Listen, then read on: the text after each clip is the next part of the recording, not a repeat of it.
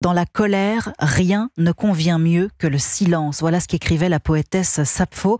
C'est donc une minute sans un mot que vont observer aujourd'hui les collégiens, lycéens et leurs enseignants pour dire la colère et la douleur 4 ans après la mort de Samuel Paty, 1 an après celle de Dominique Bernard, tous deux assassinés par des terroristes islamistes. Bonjour Lionel Gougelot. Bonjour Fanny, bonjour à tous. Correspondant d'Europe 1 dans les Hauts-de-France, vous vous trouvez devant la cité scolaire Gambetta Carnot d'Arras. C'est là qu'a été tué Dominique Bernard l'an dernier.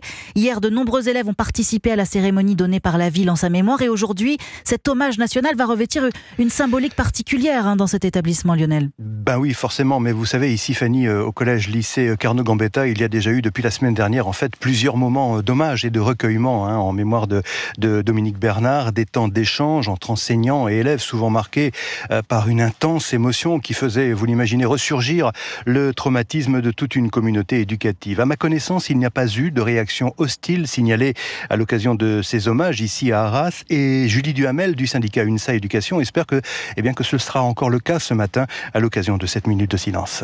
On verra bien ce qui arrivera dans les établissements. On veut toujours souhaiter que non, il n'y en ait pas. On a vu les dernières années qu'il y en avait eu quelques-unes.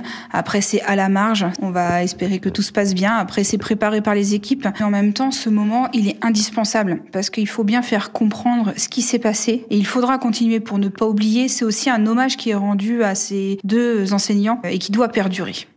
D'autant que ce groupe scolaire Carnot Gambetta restera à jamais associé au destin tragique de Dominique Bernard, un souvenir avec lequel il faut apprendre à vivre, me disait vendredi une élève de seconde. Merci beaucoup Lionel Gougelot à Arras pour Europe.